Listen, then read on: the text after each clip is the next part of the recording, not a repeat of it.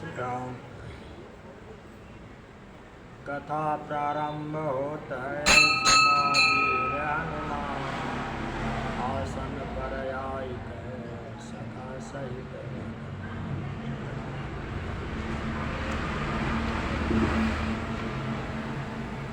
तो मनि मनि का मुक्ता छवि जैसी, आए गिरिराज सिर सोहै तैसी।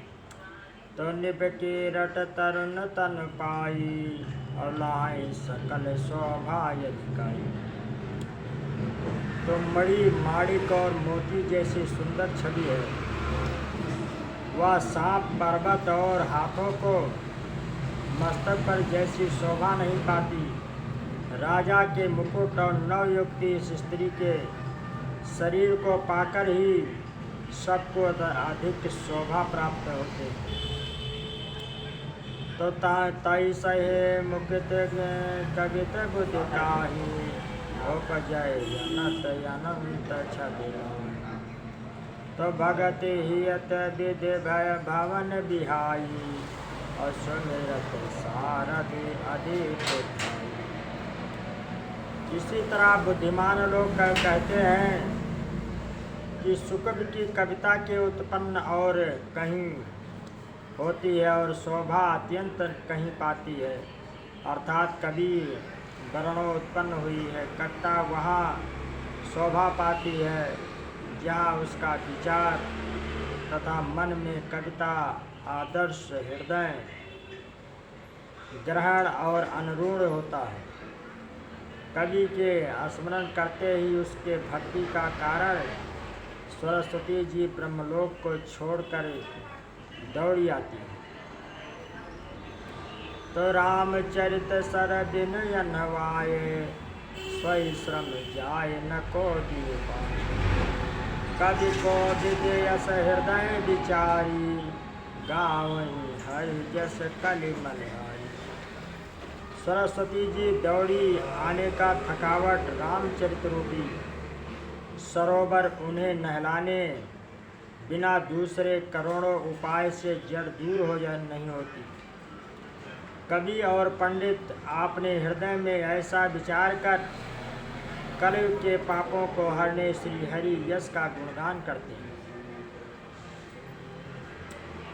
तो कीन प्राकृत जन गुण गाना, और सिर लागत पछताना। तो हृदय सिंध मति सीप समाना, और स्वाति शारदा कहीं सुजाना। संसार मनुष्य के गुणगान करने में सरस्वती जी सिर धुन कर पछताने लगती हैं कि मैं क्या इसके बोलने पर आई हूँ। बुद्धिमान लोग हृदय के समुद्र बुद्धि को सीप और सरस्वती की स्वाति नक्षत्र के सामान कहते हैं। जो हर सय बार विचारू, होए कवित मुक्ता मनि चारू। जिसके हृदय श्रेष्ठ विचार जल बरसाता है, मुक्ता मणि के सामान सुंदर कविता होती है। तो जुगत बियद पुनि पई है, रामचरित भरता। और परिहरहि सज्जन विमल उर, शोभायति बुरी कविता मुक्ता मणि युक्त वेद कर और रामचरित रूपी सुंदर गुणों को प्रोप कर सजन लोग अपने निर्मल हृदय में धारण करते हैं, जिससे अत्यंत अनुराग होता है, शोभा होती है, वह आध्यात्मिक प्रेम को प्राप्त होते हैं। तो जे जन में कलिकाल कराला, और कर तब बयास दियस माला। तो जलत कुपंत बियद मग छाई, और कपट कलेवर बलि बल जाई। जो कराल कलयुग में जन्मे हैं, जिनकी करनी किए हुए स्नान है और इनका है वह वेद मार्ग छोड़कर कुमार्ग पर चलते हैं और कपटी मूर्ति और कलयुग में पापों को भाड़ी हुई है। वंचत भगत कहीं राम के और किंकर कंचन हो ही काम के। तो जिनके महाप्रथम रेख जग मोरी और धीज धर्म ध्वज धन दत्त धूरी।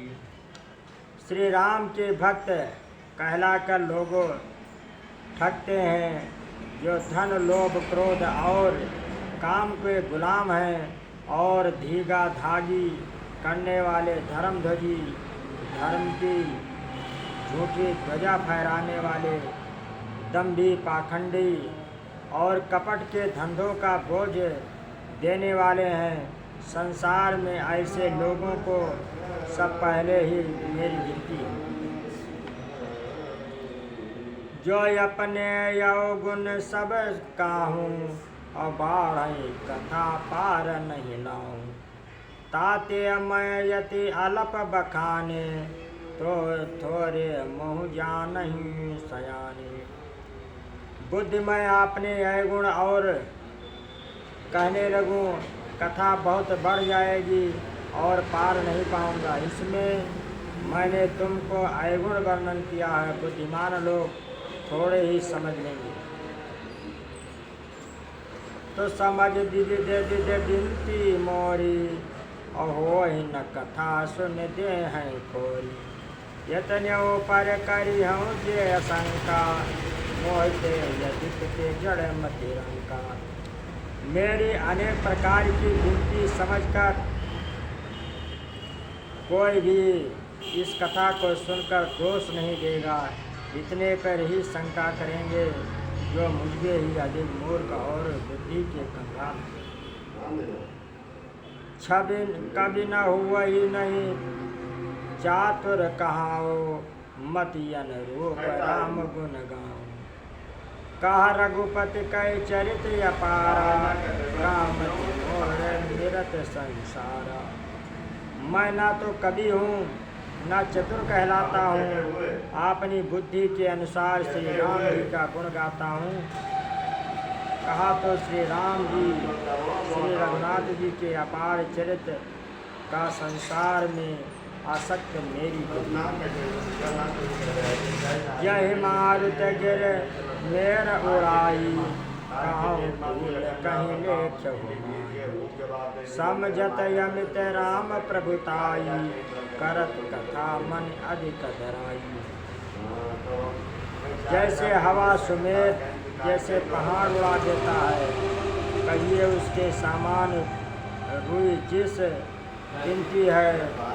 श्री राम जी के असीम प्रभुता समझकर कथा मेरा मन बहुत हिचकता है।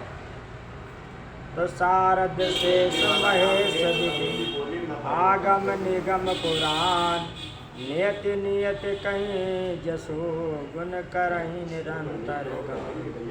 सरस्वती जी, शिव जी, शेष जी, ब्रह्मा जी और वेद पुराण ये सब